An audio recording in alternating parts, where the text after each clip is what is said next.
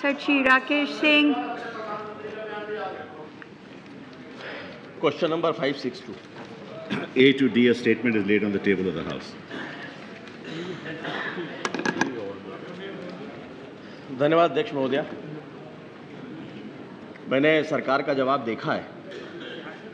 अध्यक्ष महोदया, हमारा देश कृषि प्रधान देश माना जाता रहा है। सैकड़ों वर्षों से कृषि सम्मानपूर्वक जीवन यापन करने का जरिया यहाँ पर रही है डॉक्टर। लेकिन पिछले कुछ समय से जो परिस्थितियाँ बनी हैं, कृषि क्षेत्र में संकट के बादल मंडरा रहे हैं।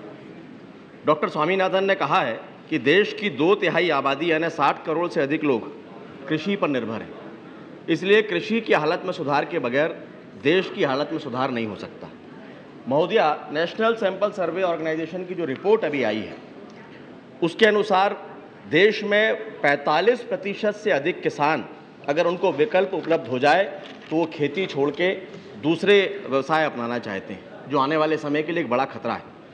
डॉक्टर स्वामीनाथन ने ये भी कहा है कि हमारे देश में औद्योगिक विकास को जिस तरह से हम प्राथमिकता देते हैं, लेकिन उसमें रोजगार की संभावनाएं बहुत कम है, जबकि कृषि जो है ये हमेशा से रोजगार प्रमुख माना जाता रहा है और इसलिए हमारे देश में कृषि छोड़ना कोई विकल्प नहीं हो सकता। लेकिन इस पर सरकार कितनी गंभीर है महोदया।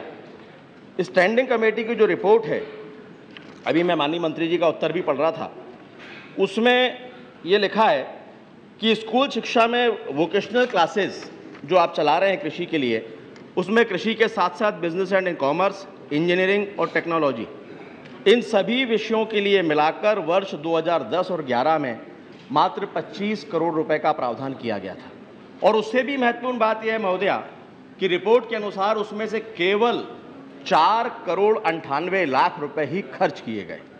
ये उन स्थितियों के बाद है कि जब इस देश में हमारे युवा डॉक्टर बनना चाहते हैं, इंजीनियर बनना चाहते हैं, वैज्ञानिक बनना चाहते हैं, लेकिन कोई भी शिक्षित युवा कृषक नहीं बनना चाहता क्योंकि उसको वो सम्मानजनक पेशा नहीं मानता।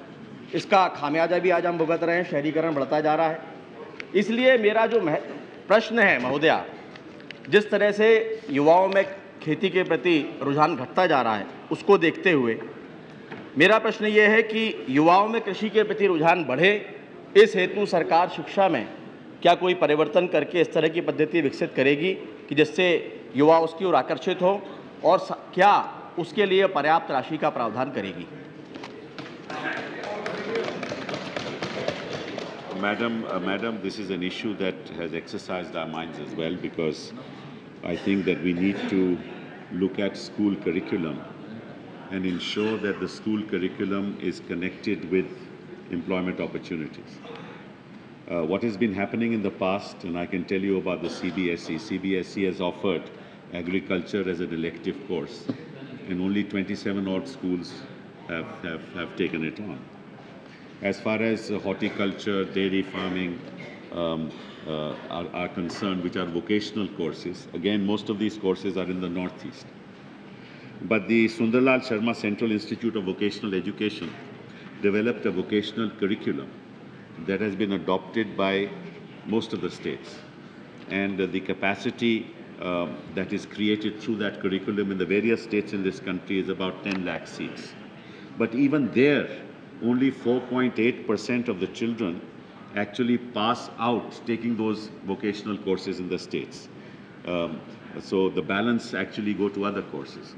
And even of the 4.8%, only 28% get employment opportunities. Obviously, therefore, there is a mismatch between what is taught in school and the opportunities for employment available in the agricultural sector. So now we are launching the National Vocational Qualification Framework.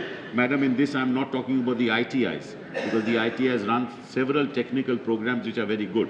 But what we are now doing is revamping the whole vocational education framework, launching the National Vocational Qualification Framework.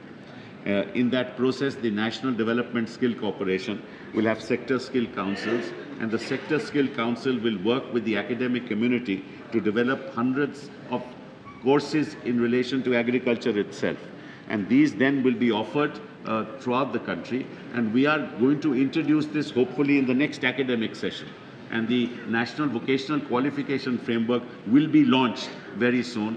That is the policy of this government, and I respect the sentiments of the distinguished member that we need to create those opportunities in the agricultural sector. दूसरा पूरक प्रश्न पूछिए। धन्यवाद महोदया। महोदया, खेती इस देश में कोई नई बात नहीं है। जब से मानव सभ्यता का विकास प्रारंभ हुआ तब से इस देश में कृषि एक विज्ञान के रूप में प्रारंभ हो गई थी, और इसलिए हमारे पूर्वजों ने प्रत्येक गांव में उसके अनुसार इंफ्रास्ट्रक्चर भी तैयार किया था। यहाँ तक कि फसलें, साग सब्जी और कम पानी में पकने वाली फसलें भी और कई बीमारियों को दूर करने वाली फसलों को भी हमारे पूर्वजों ने विकसित किया था। महोदया, ब्रिटिश काल में 1905 में अंग्रेज सरकार ने अल्बर्ट हॉवर्ड नाम के कृषि वैज्ञानिक को यहाँ रासायनिक खेती प्रारंभ करने के लिए भेजा था, लेकिन जब वो यहाँ पर आया और उसने यहाँ की खेती की पद्धति को देखा महोदया, तो पूरे 29 साल तक वो इस भारत देश में रहा और भारतीय खेती का उसने अध्ययन किया। और इंदौर में उन्हीं के द्वारा स्थापित इंस्टीट्यूट ऑफ प्लांट इंडस्ट्री में जैविक खेती के अनेकों प्रयोग उन्होंने वहाँ पर किए और जैविक खाद बनाने की विधियाँ भी विकसित की। लेकिन बहुत दुर्भाग्य की बात है महोदया कि आज उसी भूमि पर इस देश के कृषि महाविद्यालयों के जो वैज्ञानिक हैं वो किसानों को अंग्रेजी खेती सिखा रहे हैं। महोदया, जब देश में राष्ट्रीय सरकार बनी थी, डॉक्टर श्यामा प्रसाद मुखर्जी उसमें उद्योग मंत्री थे, तो आपके बिहार में अब वो जो स्थान है उसका नाम है सिंदरी, जो अब झारखंड में चला गया। वहाँ कोल आधारित जैविक खाद बनाने का एक कारखाना भी उन्होंने स्थापित किया था, लेकिन उनके हटने के साथ ही वो कारखाना बंद हो गया। महोदया, ये गलत नीतियों का परिणाम है और रासायनिक खाद को बढ़ावा देने की सोच है।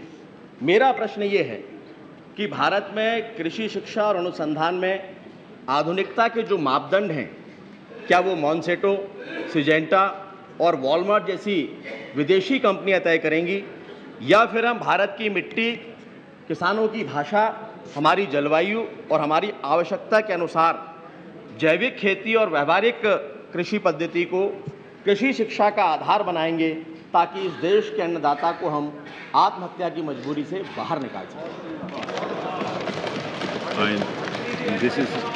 This is not strictly related, because the question is related to what courses we are offering in educational institutions. Yes, but you please confine your answer to what is related to the original question. That's right. As